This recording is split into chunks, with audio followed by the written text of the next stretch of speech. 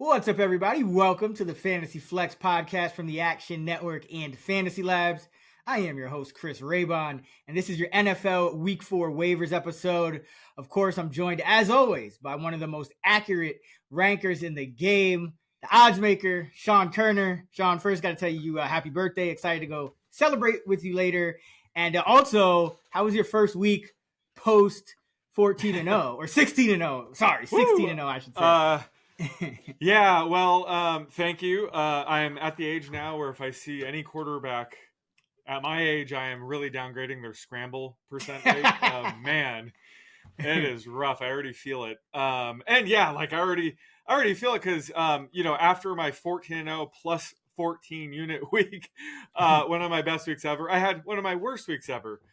So it's been an absolute roller coaster. I'm just trusting the process. I'm approaching week 4 the same way I did for week 2 and week 3. Just got to move on. That's just part of the grind, part of life. But enough about me. How about you? You had one hell of a week. Yeah, it was kind of crazy that, it was only 7-0 for me. So, I don't know if I could find 16 bets every Sunday, but I think you're like nine straight, right? Yeah, something like that. But it's kind of crazy the way both of us went back to back like that. So I guess maybe I'll only have a half of as bad as the week as you after, with less regressions. So maybe half the bets. Well, I'm hoping you go undefeated again. But if we could split the baby with these crazy weeks, that'd be much better for my stress levels. Man, yeah. If it's stressing us, it must be stressing everybody out there listening in the fantasy community and trying to build their teams, and it's just been kind of a wild season and a lot of unexpected happening. And now the injuries are really starting to take off. Mm-hmm. So we'll kind of go through our top waiver targets at each position, our kicker and defense streamers as well. So let's get it started with quarterback. Before we do, just want to remind everyone, our fantasy football content is available at FantasyLabs.com. If you're looking for it, you can find all of our weekly fantasy rankings, projections, tools, and more, all that good stuff, FantasyLabs.com. Quarterback waiver wire targets. There were some surprising quarterback performances this week. Where are you looking for one of your top targets heading into week 4? Yeah, so I think you're going to be talking about the top target. He's who I would target this week specifically. But I think Daniel Jones, is an interesting flyer for this week and just going forward. He's obviously available in 94% of leagues. But my comp for Malik Neighbors was Jamar Chase. Mm-hmm. And going into this year, I was just saying, just imagine Jamar Chase with Daniel Jones throwing him the ball. Like, that's kind of what we're going to see here. And it's not an ideal situation for Neighbors specifically, but he's so good. He's actually making Daniel Jones look really good too. So, after week 1, Jones finally figured out, maybe I should just force feed Neighbors the ball, and it's been working. Jones has 2 passing touchdowns in back-to-back weeks. He's the QB 10 over the past 2 games. And his rushing upside has been somewhat limited just due to his, ongoing recovery from his ACL tear last year. But I expect him to just get more comfortable with his knee and scramble more going forward. So he's flashed, top 10 upside in the past, but now with like a weapon like Malik Neighbors, he could do that more consistently. So, and this week, he's facing a Cowboys pass defense that's really been struggling. They rank 28th in DVOA. So this is a sneaky spot for him to potentially post another QB1 week. And he opens the week as my QB 14. Granted, he has a wide range of outcomes.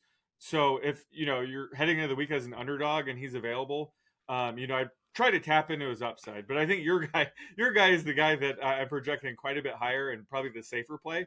But again, I think Daniel Jones is kind of hitting his ceiling so far this year. Yeah, it's night and day quarterback with just Malik Neighbors. He doesn't have to throw to anyone else like that or just be that guy to anyone else. But the throws he's making to Neighbors, he just wasn't even thinking about. He wasn't even thinking about them in the pocket to other receivers on that team. And it's understandable why.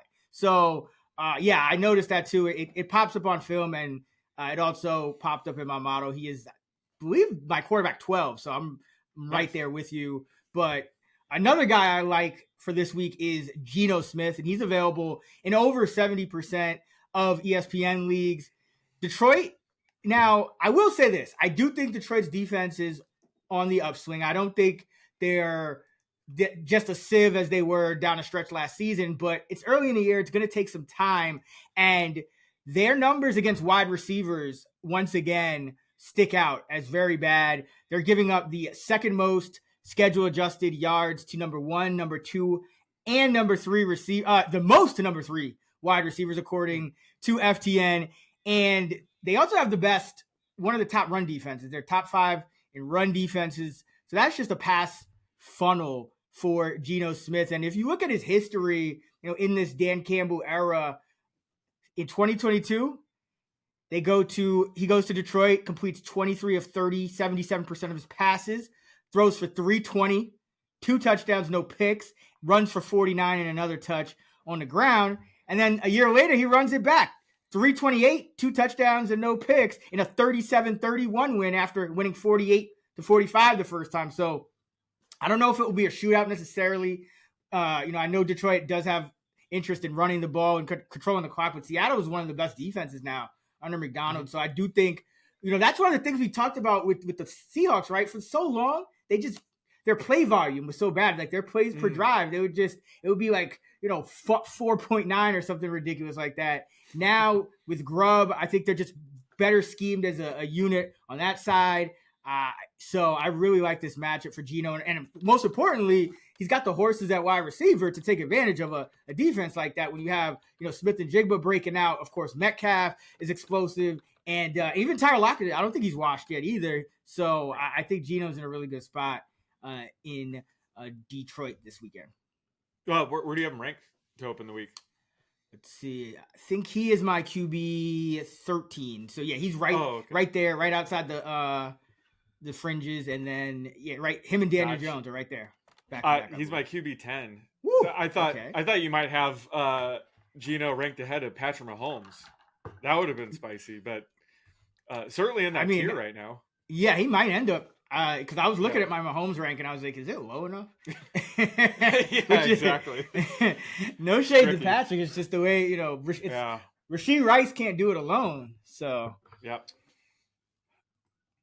All right, let's go to running back. And I know you've been wanting to talk about this guy. I mean, you have been talking about him all off season, and now it's finally starting to come to fruition. Talk to me about Bucky Irving and why people should target him on the wire. Yeah, so I have 2 backs that are available still in more than 60% of leagues who I think profile as the ideal upside backup running back. And the first is Bucky Irving, who I talked about all offseason now, potentially eating in to Rachaad White's role. And, that is now the case because he's been the more efficient back clearly through the first 3 weeks. And even Todd Bowles has recognized that, maybe Bucky does deserve more reps going forward. So we'll see what happens this week. I think right now, I would say Bucky is, RB3 flex. I wouldn't say he's a must start quite yet, but he just has RB2 potential. Even if Rachaad White stays healthy the rest of the season, I think that's how this is trending. So Bucky Irving should be rostered in pretty much every league. And in some leagues, I think he should be started this week. So going to keep tooting that Bucky horn until he's taken in more than half leagues. But I think people are starting to be aware of that now. And the other guy's a back that you were high on heading into the season. It's Braelon Allen, still available in 64% of leagues. But, and there's like almost a 0% chance, he's going to leapfrog Breece Hall. I wouldn't say it's non-zero though, but he's seeing so enough volume. Right? Yeah, he looks so good. They just have 2 really, really good running backs. So, he's actually seeing enough volume in certain game scripts to potentially offer RB3 flex value in the right matchups. Specifically when, the Jets are going to win easily or just play with a leading game script. And that's, potentially this week at home against the Broncos, especially just given how good Aaron Rodgers has looked recently. They could be playing the lead a lot more often than we think. So, Braelon Allen could be a high-end RB2, maybe even an RB1 at this point if Breece Hall misses time. And you might be able to play him when Breece Hall's healthy. Like, that's the perfect backup running back to have on your roster. So if he's still available out there, you got to go get him. Yeah, he should not be on any waiver wires it's not even like a Blake Corum situation where he had one garbage time mop up duty and then it was right back. He's a real deal and he's got the talent. We see Ray Davis is another guy like that. Like I think he scored a touchdown in that last Bills game, and that's probably going to happen a lot because, like you said, they're going to have positive leading game scripts, which is where more rushing production happens. I'm going to talk about a guy that helped me win a prop last week, and that is Tyler Beatty of the Denver Broncos. He's available pretty much everywhere, but I think he's worth a speculative ad because, just as Jaleel McLaughlin kind of broke out at a time last year, and then, early this year, he had 15 touches. Beatty, I think, may do the same thing. Sean Payton's been hinting at it these last couple of weeks, and their other backs have just been super inefficient. Like Javonte Williams hasn't been able to get it going. Javonte hasn't averaged 4 yards a carry for 13 games straight. He's been under 4. He's been under 3 in every single game this year, as has McLaughlin. So Peyton's like, hey, it's hard to work 3 guys in, but I can do 2. And so I think this will not only help Beatty get, into the rotation because he seems like the best back at this point, but it might still only be a 2-man rotation, which then puts him in, that category more like a Bucky Irving than like, a guy stuck in a 3-way rotation. But just to show people like, okay, why are we talking about Tyler Beatty? This Bronco offense, none of those guys have been efficient at all. Beatty, 9 for 70 last game, 10 for 86 on the season. His only touch last season went for a touchdown.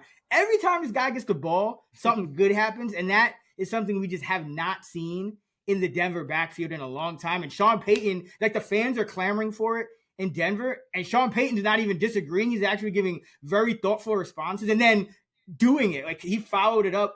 That's how I kind of was put on to betting Javonte's under, because I'm like, I don't think he's going to get, the same amount of carries if he struggles like he's done for the last 12 games. And he didn't, in that he didn't get the mop-up duty in the fourth quarter. And even before that, Beatty was kind of swinging in and out a little bit. So I think he's a speculative ad because he could end up as that number 1 back, and he has a lot of juice. So if he's getting even, 12, 13, 14 touches a game instead of, 5, 6, 7, that could be very valuable for him. But I do think he's going to factor in, and I think it might start this week. It's not a great matchup, but it could be the opposite. It could be a situation where the Jets blow him out, and so they give the ball to him a ton late just to see what he has again. Right. And then they're like, okay, he's for sure our guy. And then you going forward, because I think Bo Nix took a big step forward in that Bucs game and showed that he's, at least a competent. He can be competent at times. So I think the Broncos offense might be slowly trending up a little bit as well. So he's a guy I would add there. And then one other guy got to talk about is not Marshawn Lloyd, not A.J. Dillon, but Emmanuel Wilson of the Green Bay Packers. He outproduced Josh Jacobs last week. Jacobs had that monstrous carry game a couple weeks ago. And then last week, they gave him more breathers. And Wilson, who looked really good even in the season opener against the Philadelphia Eagles, continued to produce with, 12 for 50 on the ground, and then 2 for 35 and 1 through the air. Jacobs was just at 14 for 43 and 1 for 5 receiving. So I think this guy Wilson, remember they used to have the Aaron Jones and A.J. Dillon combination there. So I think if Wilson plays this well and continues to do it, especially with the beating Jacobs has been taken this year and just in years past, especially for his age, I do think Wilson may be able to work in, and it unfortunately might be the role they had envisioned for Marshawn Lloyd. But I think I think Emmanuel Wilson's actually a little bit of a more complete back. Like he doesn't, he's just a back he could do everything. So I think he's another guy worth a speculative ad as well. All right, wide receiver, Juwan Jennings. I mean, that was he put up. I don't even want to say Brandon Ayuk numbers because I don't know if Brandon Ayuk ever got to 3 tutties with the big yardage like that. So he put up Randy Moss numbers. We'll put it that way. Little bit of a tricky situation because you don't know exactly when and how long everyone's going to be out. McCaffrey's probably not coming back, but that's like the least relevant. Debo, Kittle. How long term is it? Probably not going to be super long term. But so how are you kind of approaching Jennings here because he clearly showed that he has the talent in this offense if given the opportunity, and he did in the postseason too. Let's not forget. Yep. Yeah, he's always been sneaky good. Just there's so many pass catchers in this offense. So with McCaffrey out, obviously Debo out for a few games, and then once Kittle was ruled out, Jennings shot up my week 3 ranks up into like the wide receiver 3 range. And he delivered big time, 11 catches, 175 yards, 3 touchdowns, as you alluded to. So I think he's going to be in the wide receiver 3 mix, as long as Debo's out, which again should be 1 or 2 more games. Who knows? But, if Kittle's out again, it could push him up to high end wide receiver 3, maybe wide receiver 2 range. I haven't gone through that scenario yet, but I would just be careful bidding too much on him just because he might be like a 1 to 3 week rental. He's going to have some pretty good short-term value, but once, Debo's back, Kittle's back, it's going to be harder for him to really rack up this many catches. We have to remember the 49ers offense is still a very run-heavy one, even without McCaffrey. So, this week they're at home against the Patriots. They might not have to throw that much.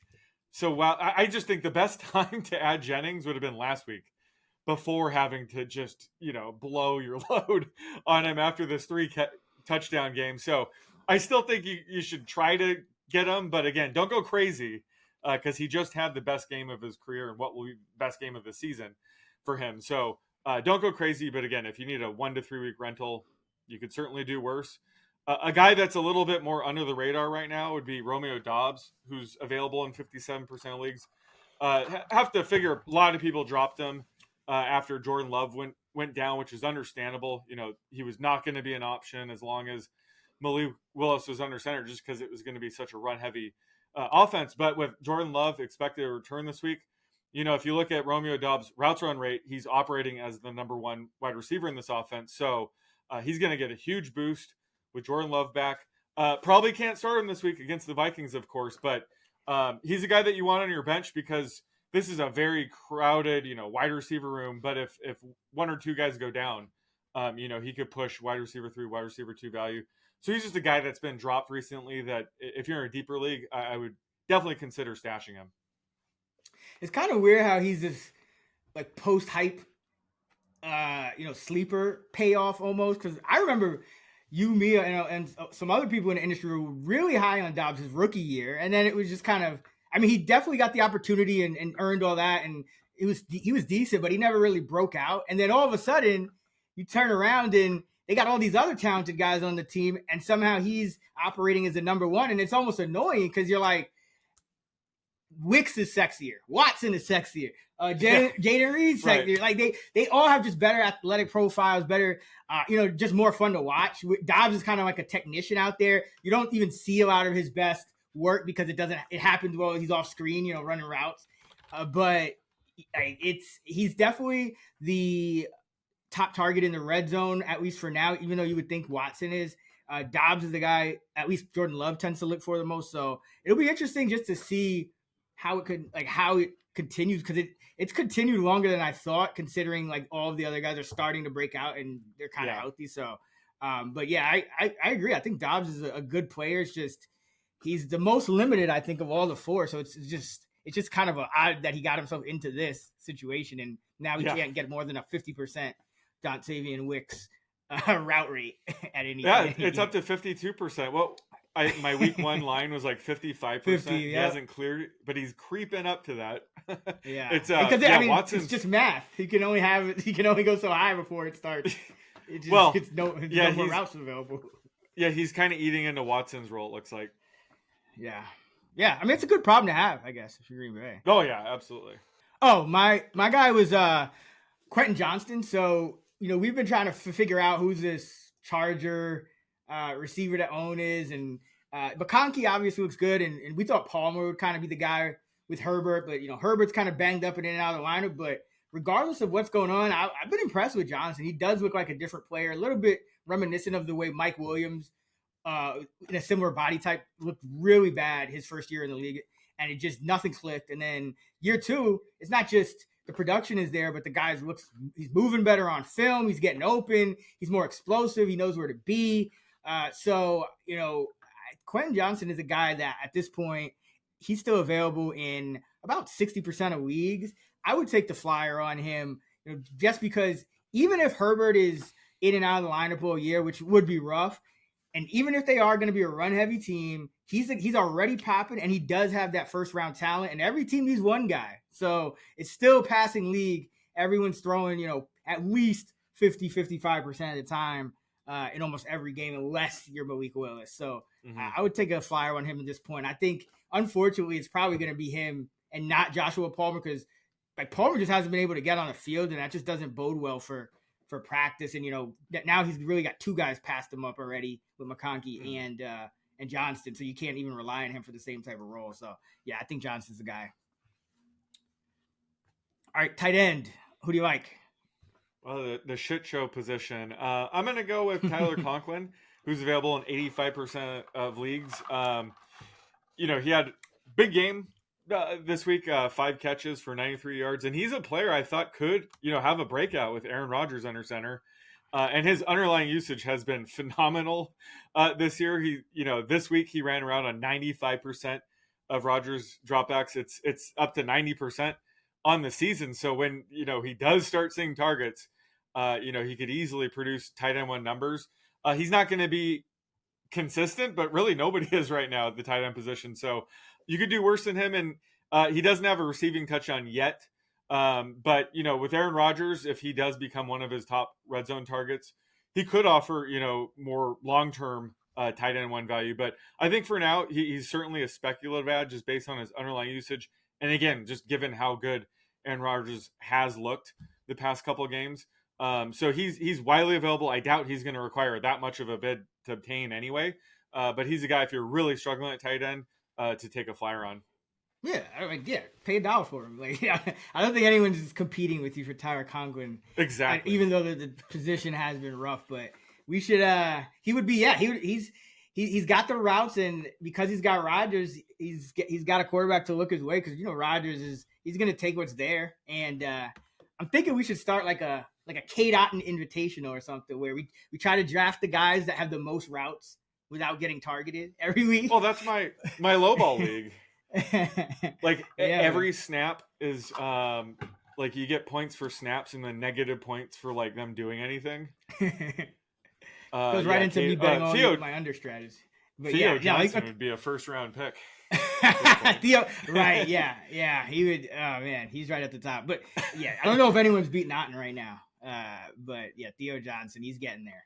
But Conklin is not. That's the point. That's why we want him, because he's getting the 90% route rate, and he is producing at least in some games, and that's more than even most of the elite tight ends can say at this point.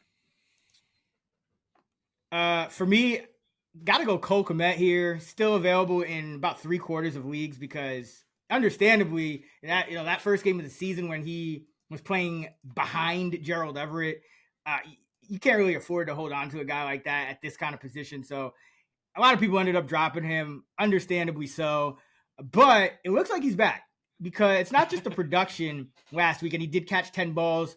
It was a wild game. I don't know if you're going to see a shootout like that.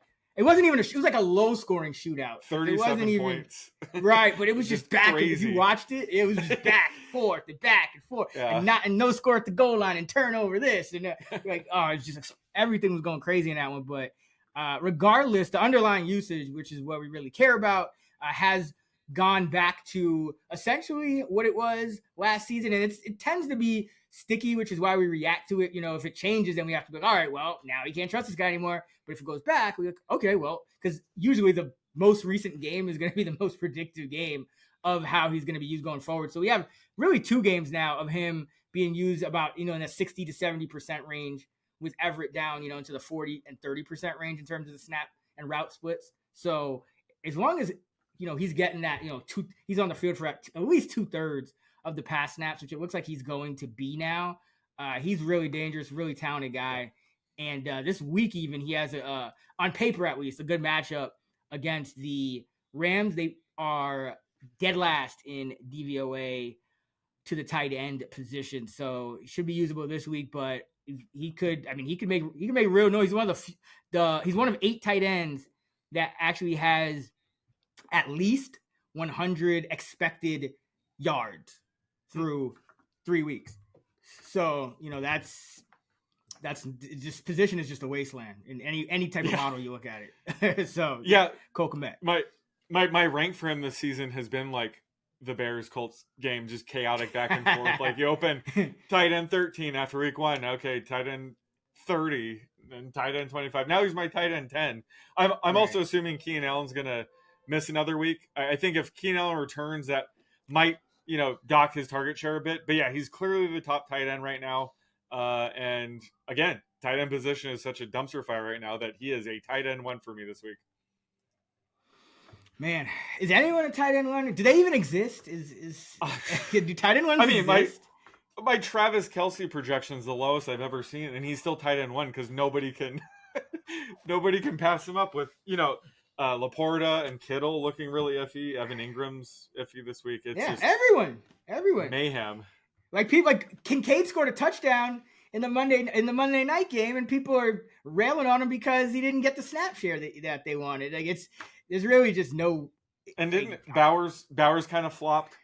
Yeah. It could be like Ferguson or Dallas Goedert could be my tight end 1 this week. Oh man, Dallas Goedert. Yeah, he bucked the trend because he was always the guy with no variance, consistent 4 catches, 45 yards, probably no touchdowns, and he just turned that all around and said, "No, you know what? I'm just gonna go for a buck 60 or whatever it was." Finally.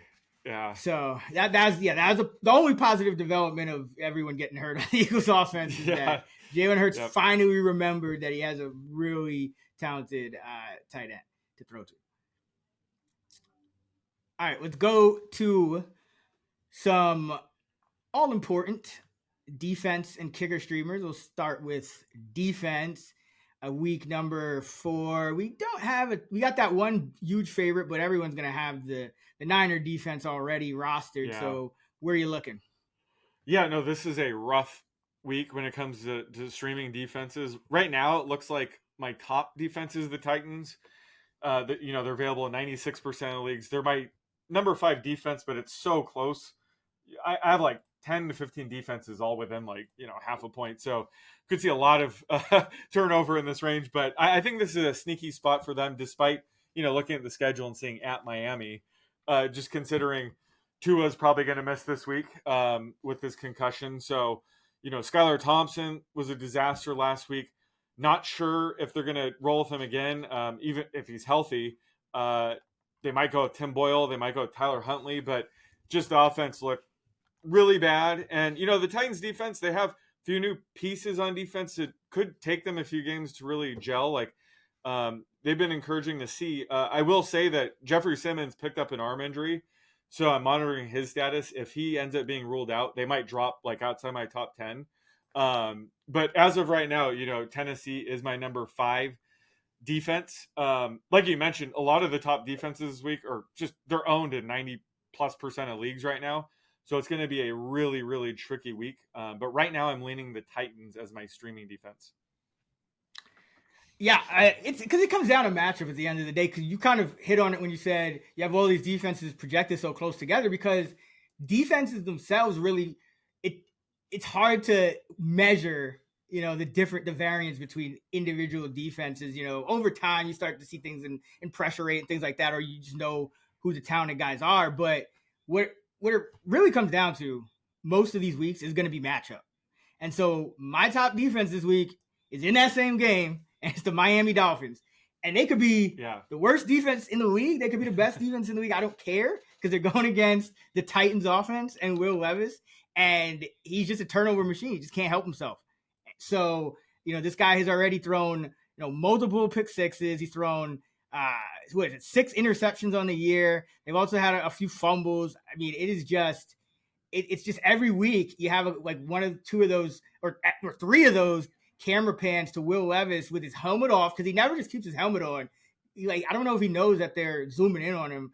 Bro, you might want to be more, just kind of blend in after you make these crazy turnovers. But same thing every week, and it's just oh my God, I can't believe I just did that. So it's either him, and their offense is good enough in between turnovers to still consider, passing at a decent rate and not just going straight Malik Willis on you, to where it's sometimes hard to get points that way as a defense. So it's the perfect storm of matchup here. And the other thing I like about the Miami side of it is, I mean, I know they were kind of a popular, sharp play last week and didn't really come through for people, but they were on the road in Seattle. That's a tough place to play. Now they're back home, and the Titans are favored, and it's a revenge game because the Titans came back on them on Monday Night Football last year. So I think you're gonna get a motivated Miami Dolphin defense against a sitting duck quarterback and offense that will turn the ball over. Yeah. I mean, last week I had Rashawn Gary to get a sack. I was saying like my sack model was like broken. He was showing insane value. Sure enough, he got the first sack of the game. They overturned it because I think Preston Smith was offsides, and they got like 8 or 9 sacks. He was kind of in on a few of them, but my God, how I didn't end up with 1 sack or just a half sack in that was something else. It kind of summed up my week. But yeah, I think that the Dolphins defense is an absolute phenomenal play this week. Just Levis is getting sacked, and then you get those turnovers. So yeah, they're a great play this week as well. Yeah, and then you get like a first down to DeAndre Hopkins and keep it going again because you need those. You need those drive. If you don't get a pick six or whatever, a turnover, you need them to extend the drive, and they can do that at some point. So yeah, it's perfect. Okay, kicker, not always as even as kind of, I think, nuanced as defense. It's just more you're kind of looking for a team that's going to score a decent amount and maybe get stalled in the red zone a bit. But or at least those are the guys who are usually available. Who do you like at kicker this week? Yeah, no, I think kicker is way more predictive. Again, defense, a lot of the top defenses every week, got lucky with a pick six or, big splash plays. Kicker, much more stable. I think we have a consensus on the top kicker this week. For me, it's Matt Prater. He's my number one kicker. The Cardinals have the highest implied team total to open the week. They're at home, indoors, against the Commanders. So, they should be able to drive quite a bit. Prater is an excellent kicker. I think he's still at 75% beyond 50 yards in his career or something crazy. So just an absolute fantastic play. Available in 90% of leagues. I'd bid $1 or $2 on him to get him this week if you really need a win this week. So yeah, Matt Prater by far the top streaming option for me this week. Yeah, and what I like about him too is I still like to look at the matchup and, not just, obviously the projected score, but to see how the matchup is doing. And when you look at the Washington Commanders, who they're going against this week, they're in the top 15 in terms of most attempts given up on field goals and extra points. And that's pretty impressive because they spent one whole game facing a team that didn't have its kicker. It was that Giants game. Yeah. So like they're essentially they did all that in 2 games. So I think the expectation here is, this total has shot up to the highest of the week, I believe, at 50 and a half, 51. Yeah, I mean, and after we saw what we did on Monday night from Daniels and company and what we know about that defense, I think the only worry here is they only score touchdowns. But I feel like that's just unlikely. You're gonna get stopped in the red zone. You're gonna get stopped on some drives, and like you said, Prater can boom it. He's indoors, bad defense. So yeah, he's my top kicker too, and is available in over 90% of leagues. Yeah. So. All right, that is gonna do it for our NFL Week 4 waivers episode. Be sure to subscribe to the Fantasy Flex podcast so you don't miss an episode all season long. Kerner and I are dropping 3 per week. Check out FantasyLabs.com for all of our fantasy football content, projections, rankings, tools, and more. Don't forget to use promo code FLEX40, that's FLEX40, for $40 off right now. You can find Sean on X at @_oddsmaker and me at Chris Raybon, and we're at those same handles on the free award-winning Action Network app. Until next time. Let's get this money.